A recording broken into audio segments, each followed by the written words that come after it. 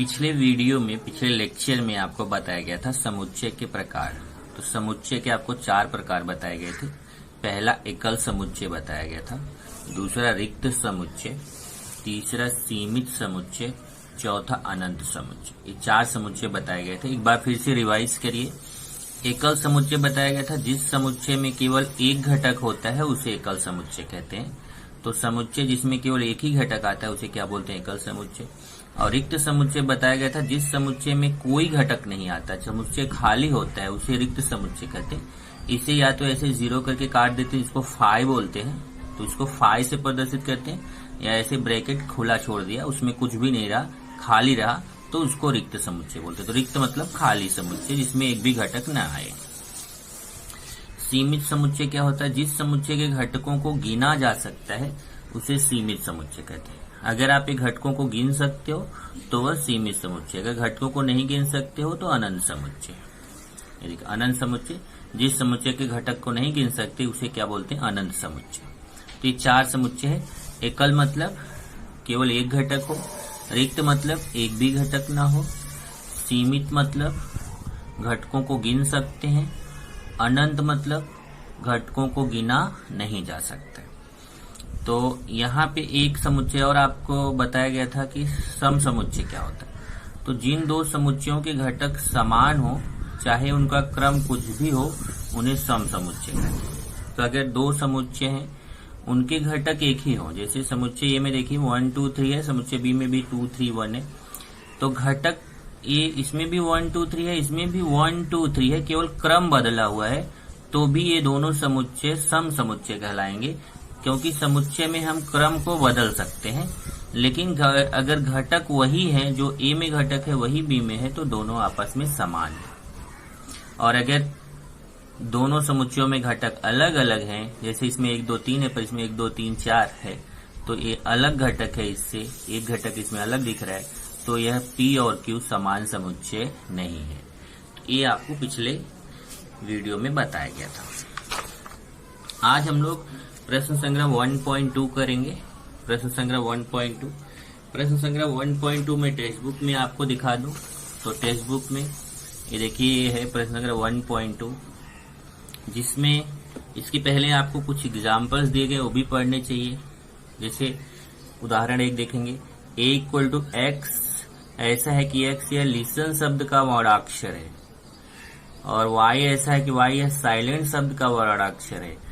तो वर्णाक्षर मतलब अक्षर, वर्ण का अक्षर। तो फिर आपको ये पता करना है कि ये दोनों समुच्चय बराबर हैं कि नहीं, समान हैं कि नहीं।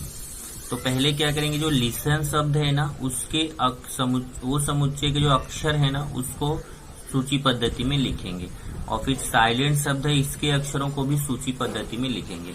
तो यहाँ देखिए, लिसन के अक्षर LISTE, लिसन का क्या आएगा?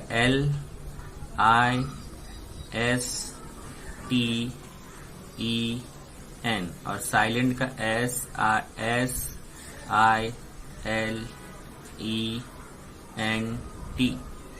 तो अब देखते हैं कि क्या दोनों समान समुच्चय हैं। देखते हैं कि इसमें L है, इसमें भी L है, इसमें I है, इसमें भी I है, इसमें S है, इसमें भी S है, इसमें T है, इसमें भी T है, इसमें E है, इसमें भी E है, इसमें N है, इसमें भी N है। तो जितने घटक इसमें उतने ही इसमें भी। चेक करिए, 1 2 3 4 5 6, 1 2 3 4 5 6। जो घटक इसमें 6 है वही घटक 6 इसमें भी है, इसलिए A और B दोनों समान समुच्चय हैं। तो यहाँ देखो लिखा है, A और B में घटकों का क्रम भिन्न है, केवल क्रम आगे पीछे है यहाँ से यहाँ, पर घटक वही है, इसलिए A और B समुच्चय समान है, तो इसलिए A बराबर B। ऐसे ही आपका उदाहरण 2 भी है। उदाहरण 2 में भी वैसा ही बोल रहे हैं, A बराबर x, ऐसा है कि x बराबर 2n, n घटक है n का, 0 छोटा है, x छोटा = 10। y ऐसा है कि y यह सम संख्या है, 1 छोटा = y छोटा = 10। तो A और B सम समुच्चय है, कैसे पता चलेगा? तो पहले इसको उसने सूची पद्धति में लिख दिया, पहले समुच्चय को सूची पद्धति में लिखा। कैसे? 2n का मतलब हुआ कि n जो है वह प्राकृत संख्या है, तो प्राकृत संख्या कहाँ से शुरू होती है? 1 से। लेकिन कहाँ तक लेना है, 0 से बड़ा लेना है। 0 से बड़ा मतलब 1 से लेना है, लेकिन कहाँ तक लेना है, 10 से छोटा और बराबर। तो इसका मतलब 1 से 10 तक संख्या, तो यहाँ n की जगह 1 रखेंगे तो 2 1 के 2 हो जाएगा। n की जगह यहाँ 2 रखेंगे तो गुणा छिपा हुआ 2 दूना 4, ऐसे 2 3 6, 2 चौक 8, 2 25 10। इस तरीके से ऐसे आप n का मान लेते जाएंगे। तो समुच्चय ए जो आपको मिलेगा ना, समुच्चय ए यहाँ पे जो समुच्चय ये मिलेगा, ये देखिए इसने यहाँ थोड़ा सा अगर देखें तो x का मान दिया है। x मतलब x का मान जो है ना वह 10 से छोटा होना चाहिए। तो यहाँ अगर आप 2 1 के 2 करेंगे, ले लिया, क्योंकि x का मान 10 के बराबर तक लेना है। देखो x का मान 0 से बड़ा मतलब एक भी ले सकते हैं, पर एक तो आएगा नहीं इसमें, क्योंकि अगर आप यहाँ 2 1 के 1 लेंगे n का मान, तो 2 1 के 2 आएगा। तो ये पहला मान हो गया 2 1 के 2, क्योंकि सबसे छोटा मान n का क्या होता है, 1 होता है। कैपिटल n का प्राकृत संख्या कहाँ से शुरू होती है, 1 से। तो पहला मान 1 लेंगे तो 2 1 के 2 आएगा। दूसरा 2 लेंगे 2 दूना 4, तीसरा 3 लेंगे तो 2 3 6, चौथा 4 लेंगे 2 चौक 8, अगला n का मान 5 लेंगे तो 2 25 10 हो जाएगा। और अगर आप n का मान 6 ले लेते हैं तो 2 छंग 12 हो जाएगा, जो कि 10 से बड़ा हो जाएगा, जबकि 10 से छोटा तक या बराबर तक ही लेना है। तो यहाँ पे ये हो गया। इसी तरीके से यहाँ बोला सम संख्या y का मान भी वही उतना है, 1 से 10 के बीच। तो सम संख्या क्या होती है, सम संख्या भी वही होती है जो संख्या 2 से विभाजित होती है, उसे सम संख्या बोलते हैं। सम संख्या आपने पढ़ा है, वो भी वही आएगा, 2 4 6 8 10। तो दोनों देखिए 2 4 6 8 10 इसमें भी आया, इसमें भी आया, दोनों समान समुच्चय। तो ऐसे ही यहाँ देखिए तीसरा 1 2 3 है, इसमें 1 2 3 4 है। तो क्या दोनों बराबर है, बराबर नहीं है। क्यों, क्योंकि इसमें 1 2 3 है, इसमें 1 2 3 4 है। इससे हमें पता चलेगा कि ये सम समुच्चय है कि नहीं है। तो ये 3 क्वेश्चन यहाँ उदाहरण में सम समुच्चय का दिया है। चौथा भी देखिए वही दिया है, जैसे अभाज्य संख्या 10 और 20 के बीच। तो 10 और 20 के बीच की अभाज्य संख्या क्या होती है, 11 13 17 19। ये 10 और 20 के बीच की अभाज्य संख्या है। तो हमें देखना है कि यहाँ ये तो देखिए b क्या है, b 11 13 17 19। और 10 और 20 के बीच की अभाज्य संख्या देखेंगे ना, तो 10 और 20 के बीच की अभाज्य संख्या वही होती है, 11 13 17 19। a और b दोनों आप 10 और 20 के बीच अभाज्य संख्या यही आएगा, 11 13 17 19। और b दिया 11 13 17 19, तो a का मान भी 11 13 17 19 आएगा, b का मान भी वही आएगा, 11 13 17 19। तो दोनों आपस में समान है। तो यहाँ जो उदाहरण दिया गया है 4, इन चारों उदाहरण में पहले में a और b समान समुच्चय है। दूसरे में अगर आप देखेंगे तो a और b समान समुच्चय है। तीसरे में आएंगे तो a और b समान नहीं है। और चौथे उदाहरण में फिर से a और b समान समुच्चय। तो हम लोग करेंगे प्रश्न संग्रह 1.2 में पहला और दूसरा क्वेश्चन देख लीजिए। पहला और दूसरा और तीसरा है 3 क्वेश्चन हम करेंगे। तो इसमें पहला और दूसरा वही है, निम्नलिखित में से कौन से समुच्चय समान है, कौन से समान नहीं है, यह कारण सहित स्पष्ट कीजिए। आपको पता करना है कौन सा समुच्चय समान है, कौन सा समान नहीं है। और दूसरे में भी वही, a और b समान है, यह कारण सहित स्पष्ट कीजिए। a और b समुच्चय समान है, हमें ये कारण सहित पता करना है। तो पहला और दूसरा क्वेश्चन हम लोग इस वीडियो में देखने चल रहे हैं कि क्या ये समुच्चय समान है। इसमें a b c तीनों चेक करना है, क्या तीनों समान है, और इसमें केवल a और b चेक करना है कि क्या a और b समुच्चय समान है। तो देखिए यहाँ पे क्वेश्चन 1, निम्नलिखित समुच्चयों में से कौन से समुच्चय समान है, कौन से समान नहीं है, यह कारण सहित स्पष्ट कीजिए। तो चेक करते हैं। पहला समुच्चय क्या है, a = x ऐसा है कि 3x - 1 = 2। तो हमें यहाँ से x का मान पता करना है। तो देखिए इसको जो ये समीकरण है ना 3x - 1 = 2, इसको आपको हल करना है। इस समीकरण है ना, देख रहे हैं आप, 3x - 1 = 2, इस समीकरण को हल करना है। मतलब a बराबर x का मान चाहिए। कैसा x है वो कि 3x - 1 = 2। तो इसको मैं हल करने चल रहा हूँ, 3x - 1 = 2। तो पहले ये माइनस, देखिए ये मैंने समीकरण लिया 3x माइनस 1 इक्वल टू 2, इसको हल करूंगा, -1 इधर आएगा तो +1 हो जाएगा, तो यहाँ 3x बचेगा। ध्यान से देखिए ये समीकरण है, ये पहले -1 बराबर किधर लाएंगे तो -1 बराबर किधर आके +1 हो जाएगा, 2 पहले से ही है और इधर आके +1, इधर बचेगा 3x। 2 में 1 जोड़ेंगे कितना आएगा 3, 2 में 1 जोड़ेंगे 3 आएगा, और यहाँ 3 का गुणा उधर जाके भाग। यहाँ से देखिए 2 और 1 जोड़ेंगे तो कितना आएगा 3, और यहाँ पे भी 3 का गुणा उधर जाके भाग, और 3 1 के 3 पहाड़ा पड़ेंगे तो 3 1 के 3, ये कट के 1 आएगा, x का मान 1 आ गया, तो a का मान 1 आ गया। x ऐसा क्या है, x यह प्राकृत संख्या है, किंतु x न तो भाज्य संख्या और न ही अभाज्य संख्या है। अब मैंने आपको लिखा के दिया था, देखिए संख्या पद्धति जब लिखा के दिया था पहले दूसरे लेक्चर में संख्याओं के बारे में लिखा के दिया था, तो उसमें देखिए आपको एक लाइन लिखा के दिया है कि ऐसी संख्या जो न तो भाज्य होती न अभाज्य होती, वह संख्या कौन सी है, 1 है। तो संख्या कौन है, 1। एक ऐसी संख्या है जो न तो अभाज्य संख्या होती है न भाज्य संख्या होती है। तीसरा, x ऐसा है, x घटक है n का, x छोटा है 2, तो 2 से छोटी प्राकृत संख्या देखनी है, तो कोई भी बता सकता है 2 से छोटी प्राकृत संख्या कौन होती है, 1 होती है। 2 से छोटी प्राकृत संख्या कौन होती है, 1 होती है, तो इसका भी आंसर क्या आएगा, 1। देख लीजिए यहाँ x घटक है n, एक कैपिटल N जहाँ पे भी रहे समझ जाओ प्राकृत संख्या, तो प्राकृत संख्या कहाँ से शुरू होती है, 1 से, 1 2 3 4 5, लेकिन 2 से छोटी संख्या लेनी, x छोटा है तो 2 से छोटी प्राकृत संख्या कौन होती है, 1 होती है, तो इसका भी आंसर 1 आ गया। तो इसका भी आंसर 1 आया हल करके। इसका आंसर पता ही है 1 होता है, क्योंकि एक ऐसी संख्या होती है जो यहाँ बोला x ऐसी संख्या जो न तो भाज्य है न अभाज्य है, तो न तो भाज्य न अभाज्य ऐसी संख्या कौन होती है, 1 होती है, तो इसका आंसर 1 हो गया, इसका आंसर भी 1 हो गया। तो तीनों का आंसर 1 1 1 आया। यहाँ समुच्चय ए बी तथा सी तीनों के घटक समान है, तीनों के घटक 1 है, इसलिए तीनों आपस में समान। ऐसे ही दूसरा देखें, ए और बी समान है, कारण सहित स्पष्ट कीजिए। ए बराबर सम संख्या जो अभाज्य संख्या है x, ये देखिए इसको भी सेम है, सम संख्या जो अभाज्य संख्या भी है। अभाज्य संख्या अगर आप देखें तो अभाज्य संख्या ये होती है 2 3 5 7 11 13 17। तो इसमें मैंने एक बार और बताया था आपको कि ये जो सारी संख्या अभाज्य संख्या है विषम होती है, केवल एक ही अभाज्य संख्या ऐसी होती है जो सम होती है। केवल 2 ऐसी संख्या है जो सम संख्या भी होती है, भाज्य संख्या भी होती है, और बाकी सब विषम होती है। तो सम अभाज्य संख्या कौन है, केवल 2। यहाँ बोला है सम संख्या जो अभाज्य संख्या भी हो, तो आंसर कौन सा आएगा, 2, क्योंकि 2 ऐसी संख्या है जो सम संख्या भी होती है और अभाज्य संख्या भी होती है। तो सम अभाज्य संख्या कौन हो गई, 2।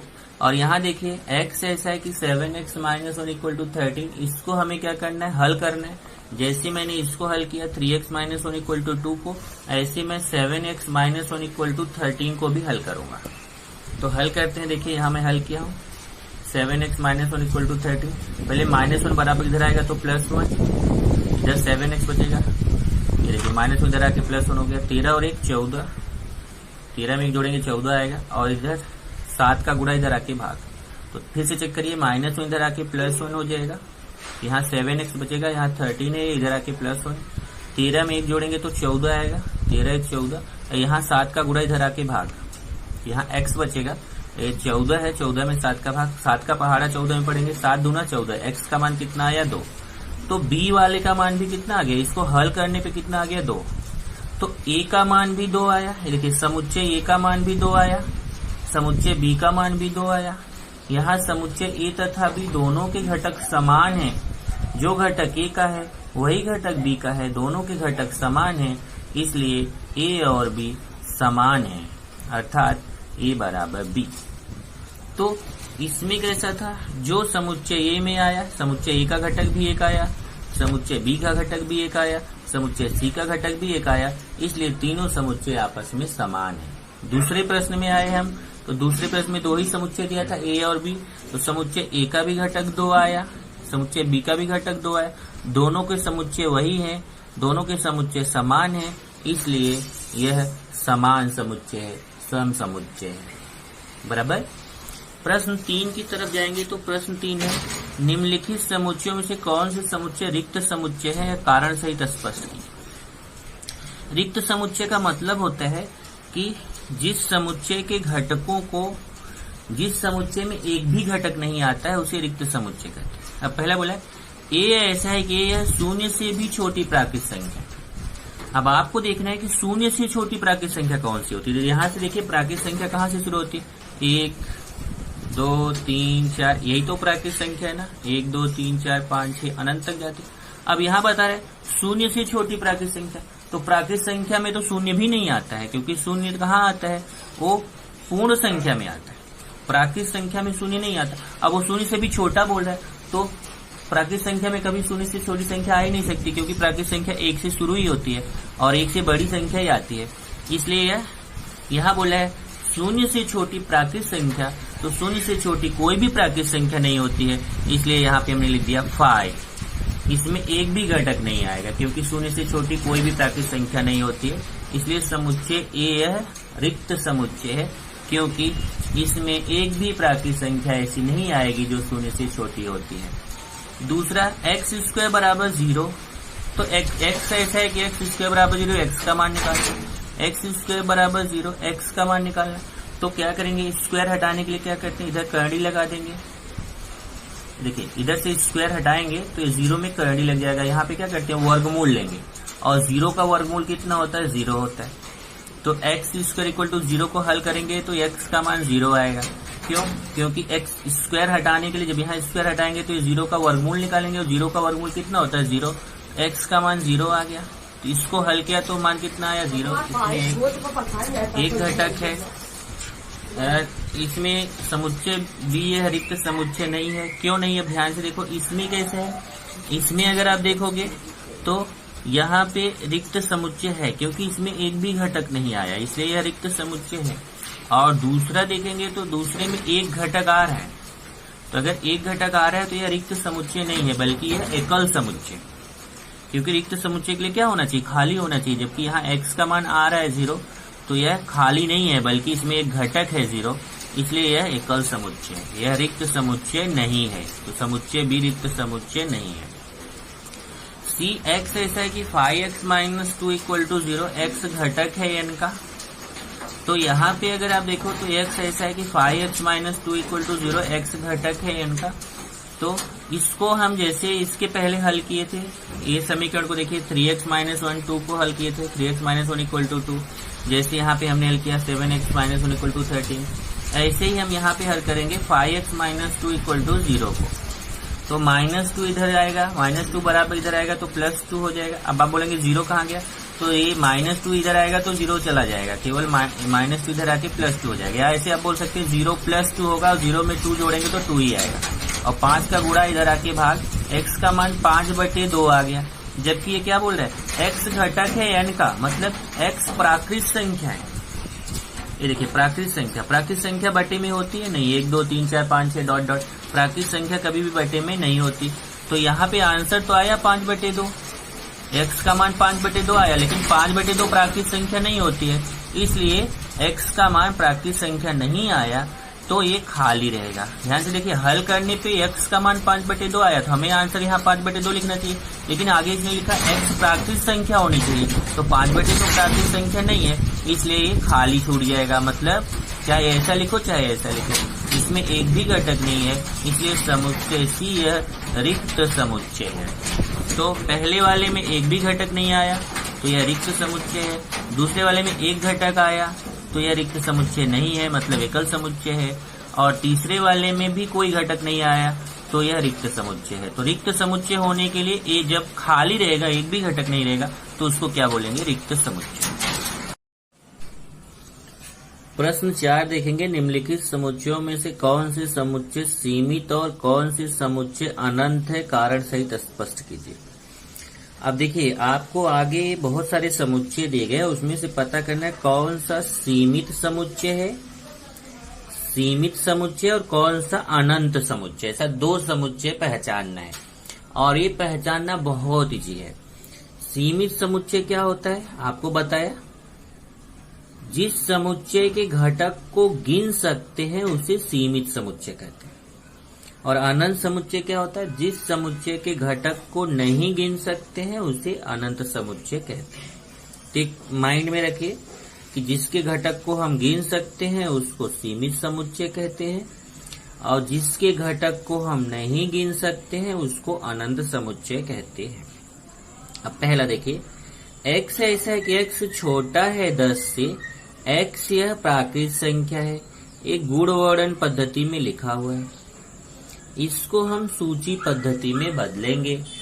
कोई भी ध्यान रखो, कोई भी आपका क्वेश्चन है, अगर वो समुच्चय गुणवर्णन पद्धति में लिखा है तो सबसे पहले उसको सूची पद्धति में बदलेंगे, तभी आपको पता चलेगा कि वह समुच्चय कैसा है। जैसे प्रश्न 3 जब आपने देखा था तो देखिए गुणवर्णन पद्धति में लिखा था a ऐसा है कि यह 0 से छोटी प्राकृत संख्या है, लेकिन जब आपने इसको सूची पद्धति में बदलने की कोशिश किया तो आपको पता चला कि 0 से छोटी तो कोई प्राकृत संख्या होती ही नहीं है, तो ये कोई भी घटक नहीं आएगा इसके अंदर। इसका मतलब यह रिक्त समुच्चय हो गया।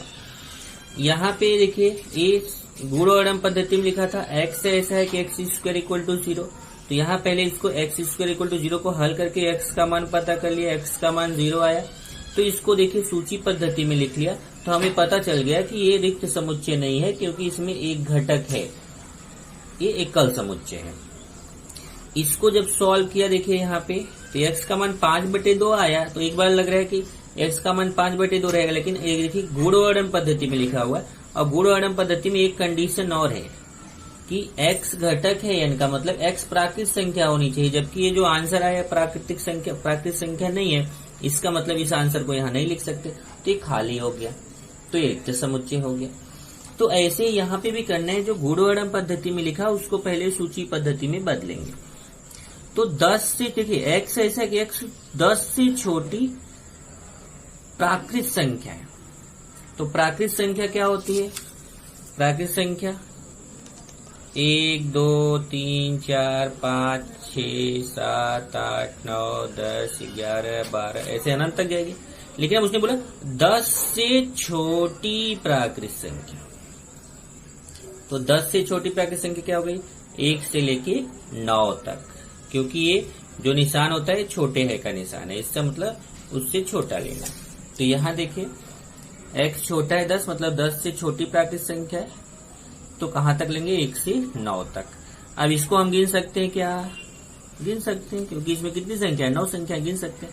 यह सीमित समुच्चय है, क्योंकि समुच्चय a जो है इसके समुच्चय a के घटकों को हम क्या कर सकते हैं? गिन सकते हैं, और जो समुच्चय के घटकों को गिन सकते हैं तो कैसा समुच्चय हो गया? सीमित समुच्चय। अगला देखिए दूसरा, y ऐसा है कि y छोटा है -1 से। अब -1 से छोटा, अब की बार ध्यान रखिए प्राकृत संख्या नहीं है, यह पूर्णांक संख्या है। तो चलिए पूर्णांक संख्या देखते हैं क्या होता है। पूर्णांक संख्या बताया था आपको, -4 -3 -2 -1 0 1 2 3 ऐसा अनंत तक, इधर भी अनंत तक प्लस में, इधर भी माइनस में अनंत तक। अब उसने क्या बोला है यहाँ पे? उसने बोला है कि -y छोटा है -1 से, मतलब -1 से छोटी संख्या लेना है। इधर देखिए ये हमारा -1 है और -1 से छोटी, तो -1 से छोटी संख्या क्या होगी? -2 -3 -4 डॉट डॉट डॉट, क्योंकि -1 से छोटी -2 -3 -4 ऐसे -5 ऐसे कहाँ तक जाएगा? अनंत तक जाएगा। तो देखिए -2 -3 -4 -5 डॉट डॉट डॉट लगा। अब ये जरा इसमें कंफ्यूज मत होना कि जैसे ये डॉट डॉट डॉट इधर लगा है और मैंने यहाँ पे डॉट डॉट डॉट इधर लगाया है, तो उसमें कंफ्यूज नहीं होना, क्योंकि समुच्चय के घटकों का क्रम हम बदल सकते हैं। जो यहाँ से ऐसे लिखा हुआ है, इसको अगर हम ऐसे लिख देते हैं तो उससे कोई फर्क नहीं है, क्योंकि आप जानते हो समुच्चय के घटकों को क्रमों को बदला जा सकता है।